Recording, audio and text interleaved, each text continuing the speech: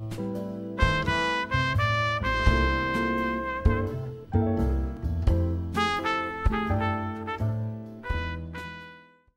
my name is Joe Jackson. I'm an interviewer, journalist and broadcaster.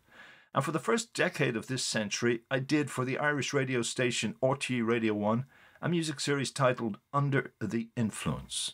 Sadly, that title was subsequently used for a similar MTV show.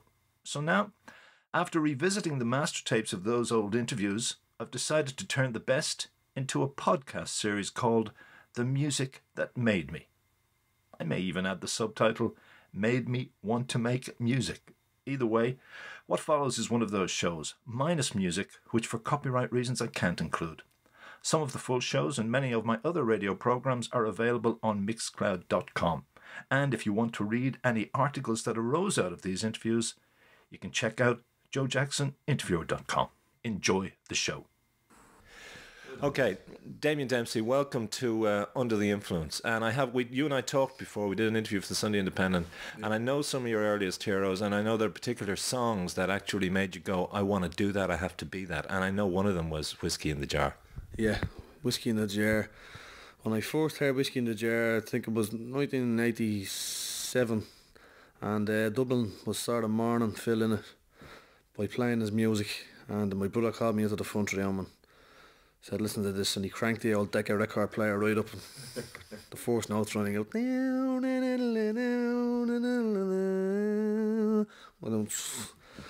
Just the notes was going, oh, what's this, you know? It was like, my hair was just blown back, you know? And then it kicked in, boom, boom, boom, boom, boom, boom, and the riff came in, and Philo started singing, and the voice, I thought, this is great. What is this? You know, music, well, ballads had hit me before that, you know. Yeah. Christy Moore had hit me, and I used to love the Fades of Attenroy, you know. I hate it now. I can't listen to the thing now, but when I was a kid and the song was first coming out, I used to love it. It used to nearly make me cry, you know. Okay. But then this rock and roll, it was the first time I got a lick of a blast of rock and roll, you know. So it was a ballad done rock style, and that was the blend that kicked you, that knocked you down. Yeah, maybe that was what the ballad thing hooked me, you know. Yeah. I would have heard it before, Luke Kelly singing it, me Outfla, my father singing it as well. But then when the treatment Philo gave it and Eric Bell, and that really hooked me on. So from that day on I wanted to play. Okay, so you're about to be blown away again. Are you ready for this? With the opening will just knock you against the wall again, won't it? Does it still do that for you? Have you grown tired of it? Doesn't give you that same shock, does it? It doesn't give me the same buzz. Do you even want to hear it again? Well, crank her up, yeah. Shall we? I love the pause. There's hesitance there, wasn't there? Let's hear one more time for Philo. It won't do Philo any harm to... Let's hear it again. Okay, there you heard, reluctantly chosen by Damian Dempsey as we cranked up the old Decca machine and played his old 45 of Whiskey in the Jar. Okay, so Damian, you mentioned there that you had listened to ballads and people like Christy. I know Christy more in terms of politically, in terms of his energy, his spiritual base, and Sinead O'Connor and stuff like that also galvanised you at a deeper level, didn't they? Definitely, yeah. I was brought to see Christy out in the Grand Hotel in Malahide. And he was up there and he just looked so powerful, you know. He just looked, you know, he is in real life as well. He's a real powerful man looking. He's just real strong looking. He's like a bull, you know. And his eyes were closed and his head was back, you know. And had this grimace on his face and the sweat coming down and the light behind him. It was an amazing image I saw of him and the power, you know, of what he was singing about as well then. How old did you have been at that point? Well, I wasn't drinking, so I say I was about 8. You started at 9, right? Started at 9, yeah. I was about 8 years old. Okay, but so that was a powerful impact. That was like an epiphany or a vision, you know, where something just hit you. Yeah. It was real spiritual, you know. He was always very spiritual. I always find him. Yeah. Still today, you know, and very powerful, and he reminds me of a white lead belly or something, you know. Yeah. A white lead belly. Okay, was there a particular track? Was there a song he sang that day or not? Or is there another song that you then listened to on an LP or a CD or a single or whatever, and you thought, that's the energy I encountered when I heard him that first time? It was probably Black as the Colour. Yeah. What is it about this that still gets you? Well, when he sang it, I don't know what... I heard it again years later when I was supporting him and the main fiddler. I was backstage listening to it, and it's just his voice so powerful, you know, and he was holding these notes just straight, you know, dead straight. Her lips are like, and I just seemed to go echo off. It was a little bit similar to sometimes the way Luke Kelly would sing. Okay. And I'm not sure, maybe did he pick that up off Luke, or maybe it was. Oh, I think Luke was one of Christy's influences. It would have been. Yeah. It was just the power of it, you know. And I just made all the hair I got the musical orgasm, as I call it. Okay. And the hair stand up the back of your neck, you know. All right. Okay. You know, so I don't have to. You're not going to hesitate if I say, "Would you like to hear that again?" I'd love to, yeah.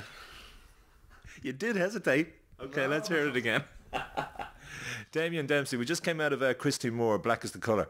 Now you said there, and I mean for most listeners, there's a lot of listeners who, younger listeners who will identify with you encountering music at that level. But you were able to casually then say, and so when I was playing support for him in London, I mean that's a great leap, to go from the guy who gets this energy or kinetic kick listening to Lizzie or watching Christy, and then to say I was supporting him. So, I mean, how did you make that transition? I know your mother was an incredibly positive energy in terms of helping your career and trying to get you to do something good with your life, apart from the boozing at 9. Yeah. Oh, she definitely was. She was like another figure in my life that was very important, you know. Even though, but she does sing a few songs. Right. But I suppose, you know, when you're that age and you see someone like Christy, you feel close to the music, but you feel very far away from them. You know, you feel like you're a million miles away from them sometimes. That you're never going to get to meet them. You know. As in, you're a punter and they're the artist up there on stage. Yeah. All right. You just feel like you could never get to meet them and talk to them just normally. Right. But how did your mother inspire you, and what was the family? Was there a pressure to go to perform or to pick up a guitar or to take it up, or was that just totally generated by your own inner need? I think that was my own inner need, but they were all singing. There was always singing in my mother's house, her mother's house in Cabra West. There was always house parties there, and I was always there as a child. And there was always house parties down in Rings End of me father's mother's. And then in my own house there was always house parties. My uncles in Coolock, all the time I was always being brought to these parties as a child. And singing every kind of song, I imagine. It wasn't just ballads, it was pop, it was Irish, it was American, it was English pop. I imagine it was everything, was it? Yeah, there was country and western. There was my uncle used to sing Vincent. Okay. I thought that was a lovely song, you know. Right. And then others used to sing a bit of Sinatra. Okay. And my father used to sing Luke Kelly and Christy Moore, and then the women would sing a bit of Elvis and stuff like that, you know, sometimes. But isn't this to me is a great thing about, number one, being Irish and being of a particular background, where those kind of house parties are in your blood. Yeah. So how could you not? If you're inclined towards music, you're almost being kicked that direction. I know, definitely, yeah. It was. I've gone to America and it doesn't seem to happen, or England, you know, the old sing song. It seems to be an Irish tradition, you know. But you know, the mother sort of gave me a lot of encouragement as well, you know, just said you have a brilliant voice and don't care what anyone says about you, and, you know, you sing the way you want to sing, so. But had anyone said anything about you, and you and I have talked about this before, and it really annoyed me, the fact that people would take a stance against the accent or say, you know, your voice, and Christy may have encountered this in certain areas, Irish singers with their own inflections or their own working class background or wherever you come from, like a white lead belly. Yeah. It's almost like you should not be up there on stage, you should not be singing, you should not be assaulting my ears. Did you ever get any of that kind of response to the work and your own accent? You know, who you are and where you come from comes through in your voice. For years I got a lot of that, yeah. Right. And it was people from upper class areas would laugh at it, and people from working class areas would go, "Gee, that's terrible, you can't sing like that, it's terrible common." Well, you're letting us down. Yeah.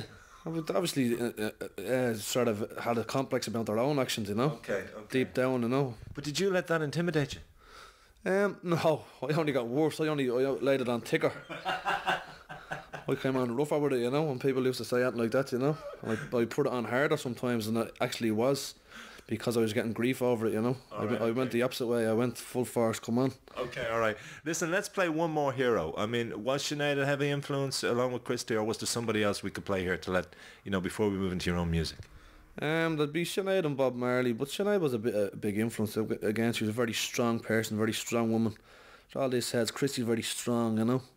And Luke Kelly was real, you know. he had this real powerful image, and Sinead was a very powerful woman as well. Well, you gave me a great quote about her, and I think she would have liked it too. You said she had more balls than many men you know. I can say that. You said that. She sure did. Yeah. Big kahunas. Yeah, but that to you, that is another huge influence. The dynamic of these performers is part of what you're absorbing. It's not just the lyrics and the music and the spirit. It's that kind of huge kind of presence and kind of strength. Yeah, definitely. And it's about they were rebels as well, you know. Yeah. Music, they were rebels in music. You like that bit? I love that, yeah, definitely. Okay, so how about a rebel song or something? What do you want? What will we play by Sinead? I suppose you could give The Famine. Okay. All the Lonely People.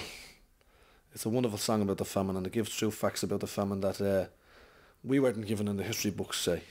All right. Okay. And even that idea that she's kind of rewriting our history or helping us take another tilt on our history would influence you. Definitely, yeah. Definitely. Okay, so let's hear Sinead. Damien, we're coming out of Sinead O'Connor, the last of you. I'm sure there's lots more of your heroes we could play.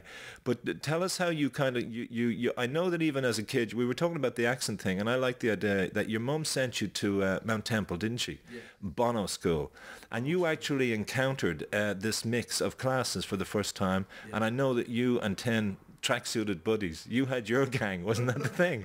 And you then, but you cleverly, instead of laying on with a trowel, the accent, you accommodated them, didn't you? You changed your dress style in time to kind of be accepted. Did you feel pressure on you at that level? Well, I think what happened at Mount Temple was I met a load of, well, I went there, you know, it was all different classes, and there was Protestants there, you know, and there was Muslims and Jews and all sorts of people, and but I was sort of working class Catholic, and you know, you sort of sometimes when you stick with your own, you go for your own just for the comfort. Yeah. And I saw the tracksuit, and he's right, him, and we just sort of all banded together without even like thinking about it, you know. But then I sort of looked at the other kids, and a lot of them are real cool looking, you know. Yeah. They just the clothes they wear. They go to a disco called the Grove out in Clontarf and all. And I was thinking, I'd love to fit in with them now, you know, because they always look real cool sitting there, and we'd be real tough looking. But I wanted to start to get in with these heads, and a lot of my mates had left then after third year anyway. All right. So the fourth, fifth, and sixth year, my mother made me stay on for. Okay. Just to do the leaving, because she really wanted me to do it. So I stayed on and tried to fit in with these kids. All right. Did it work? But I know also another impulse or tendency for you wanted to impress the girls. You wanted to get girlfriends, and wasn't it a mate of yours once said you never had any luck with them until you picked up a guitar? Yeah. And isn't that why every male singer, and let's face it, a lot of female singers pick up guitars? Ah, big time, yeah. I knew. I said to myself, right, one day if I work very, very hard on this, someday they're going to come to me, and now they do. So kids, if that's your dream, pick up a guitar today. Okay, so let's play. Can we play from maybe your first album, if there's an earlier recording? Is there something that captures Damien really early in career with a kind of showing these kind of influences starting to come through? I suppose a song to do that would be maybe It's Important. Okay. It's off They Don't Teach This Shit in School. It has a bit of an old reggae influence in it. And this is Marty, who was an influence on you. Yeah. And tell us about the song. I mean, when you started writing songs, did you feel self-conscious as a writer? Or when you wrote this, tell us how just to walk us into the song itself. I suppose it has a little bit of traditional influence in it as well, you know. But I sort of looked around, and I just looked at the world and how divided it was, and you know, the north as well, and I would love to see people up there, you know, coming together and just, you know, sort of dropping all this marching season stuff and all this stuff like that, and on the other side as well, you know. And just my aspirations for the future. This song was, you know, people coming together and realising, no, we fought in the past, but you know, for the children, let's try and do something. And that I wrote It's Important about that. Okay, that's the song It's Important there by Damien Dempsey. Listen to Joe Jackson, Damien Dempsey on Under the Influence. And that kind of, the way we were talking about that, when you were talking about that track in advance, it reminded me of Christy again. Christy's political positions have changed. Yeah. He would have been radical he would have been very strong Republican. Mm-hmm. And I've interviewed him on countless occasions when he went through the transition of change, looking to another way in the future. So even Christy's politics and all that would have influenced you, wouldn't they? Oh, definitely Christy's politics, big time. They would have... he found it very hard now, you know, because he was pigeonholed and he wasn't played for years and years and years on the radio, you know. Yeah. And things were very hard for him musically, but he just felt he had to stand up and say what he believed, what he felt, you know. And he couldn't turn his back on what was going on. He's a man of conviction, you know, and I have to take my hat off to that, you know. Did you ever find there was any kind of reaction against any political perspective you expressed in a song? Did you ever feel it? Did you ever feel I'm getting kind of edged out here, or people don't want me to be saying this stuff? Yeah, I suppose when a song like The Colony that I wrote, a lot of people came out and said, what are you talking about all this stuff for, you know? You're only deepening divisions or something like this, they were saying to me, you know? But when I wrote about The Colony, it's still going on today, you know? Tell us what's it about for those who don't know the song, and we can, if you want us to play it, we can play it. It's about 8 minutes long now. Oh, is it 8 minutes? And now I don't like playing. It's not only that we don't have time, but I don't like, you know, because I'm a writer too. I mean, if you write a song that ends up being 8 minutes and I play 4, it doesn't seem fair to, you know what I mean, to the listener, to fade it after 3. So we won't just, but that's a song that you felt people felt. What are you talking about? But tell them what it's about anyway. And if people want to go out and check it themselves, let them do that. It was just about 400 years of European colonialism and the damage it done around the world, you know? Right. Like in places like Africa, you know, where they went in and just drew lines through tribes and cut places up, you know? And then as they were leaving, they handed the places over to these, like, tin pot dictators, you know? And they just took all the wealth out and it's still happening today, I feel, in Iraq and other places like this, you know? All right. So you were broadening the perspective of just the British kind of colonising the north of Ireland. You were saying, let's look at the whole kind of map, the global map. I think it's done so much damage in South America, you know, and Australia as well, you know. And a lot of times I talk about this in another song off my new album, Shots.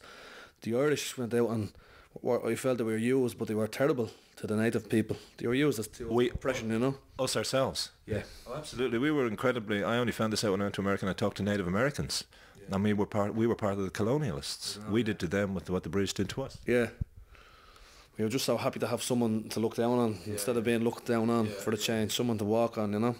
Yeah. There's another subject, I mean, I want to play a track from Seize the Day, and this is about, it's a drug song.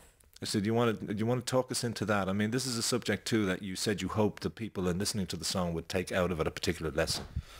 Yeah, we wanted to write a song for the kids, you know, and just get it through to them how hard it is for a parent, you know, how much it destroys the parent, you know, their soul, to see their child, you know, getting involved in heroin and stuff like that, you know. Yeah, Damien, you have talked to me about drug use. I mean, not being, you're not a heroin addict. You never were a heroin addict. But from a certain age, you were of that generation where you tried whatever came by. So you're not talking to somebody outside the loop here. You're talking to somebody who knows, and I'm not saying it's your mother, but who knows how a parent could directly be affected by seeing her kid go down this sad route.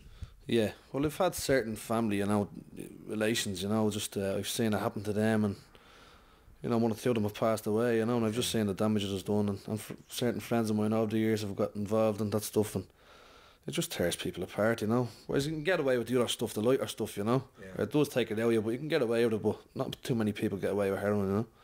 But when you lose people like that, and you can talk directly to people who are part of families like that, when people within family die, does that not snap you awake completely fast, or do you still you kind of linger along your own path until you make up your own mind? I don't know. It's everybody's different, you know. Sometimes when someone dies like that, you can go into what you're doing even heavier, you know. All right, okay. Why? I don't know. Why? Because you become more hopeless, or you hurt more, or you get more nihilistic, or just fatalistic, whatever.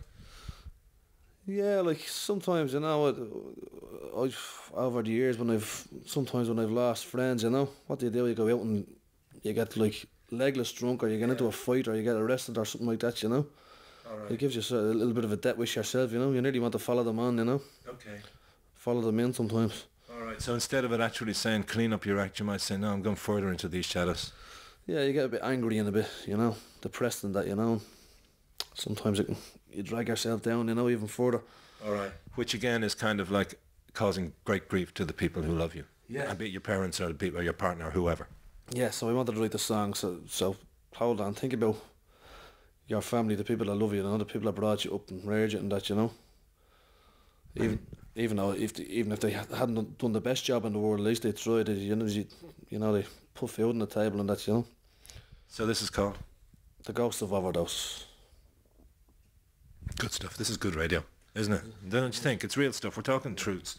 You know, so now you'll have to lead.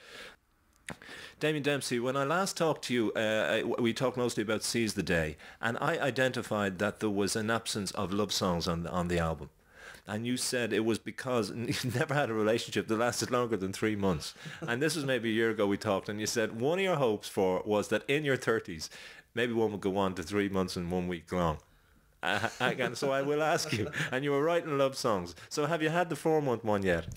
Not yet, Joe, okay. No. But I'm after moving. I have a little flat in London now. Okay. So I'm out in my father's house. I'm not living there anymore. So, you know, when you have your own place, it makes it a lot easier to you know, have a relationship. All right. But you can take them home and make them stay for 4 months. Yeah. We don't advise that anyway. You're not coming in your father's teeth are in the glass, you know, on the table. Which is not the sexiest thing to see late at night. So, but the idea, the last time I talked to you, you were talking about, you said, you know, writing love songs. Has that become easier, you know? I mean, or no, is this still not an area you're yet comfortable at writing about? Well, I don't like to write about things that I don't know enough about to write about. So the only love I've had I've been in is unrequited, you know? Yeah. So I actually have one on the new album called Hold Me, but it's all the women love it, you know. It's what's your well, isn't that why you wrote it? That's why I wrote it. I know I had to write one for the girls, you know. Yeah, but you did say to me, and you're not being facetious, because you've admitted to me before that the unrequited love is something you genuinely felt. That there were a couple of women, there was one woman, I don't know who they were and I don't want to know, but there were a couple of women you really felt for and they basically said, get lost, or you used another word. Yeah. And then, you know, no, I'm a guy, no guy, you know, that feeling hurts and you feel it. Well, maybe they were better off telling me at the start and letting me go on for a while, you know, and then telling me a year down the road. So I thank them for that. Tell you what, a year down the road? That get lost, you know. Oh, okay. It was better off telling me at the start, you know. Oh, excellent. All right, then getting into it and you getting really, really hurt and burned. I had a terrible lack of confidence back then and all that, so maybe, you know, nowadays it's probably different, you know. But even though, I mean, we said earlier when you picked up the guitar and your mate said that's why you took it, you know, and you do say they now come to me. Do you still have a lack of self-confidence at a core level as a guy, you know, in terms of relationships or love or whatever it is? Well, it's when I was living at home, it's hard to have confidence, you know, when you're sort of on the breadline, you know, like you make very little own music and unless you're selling an awful lot of albums, you know.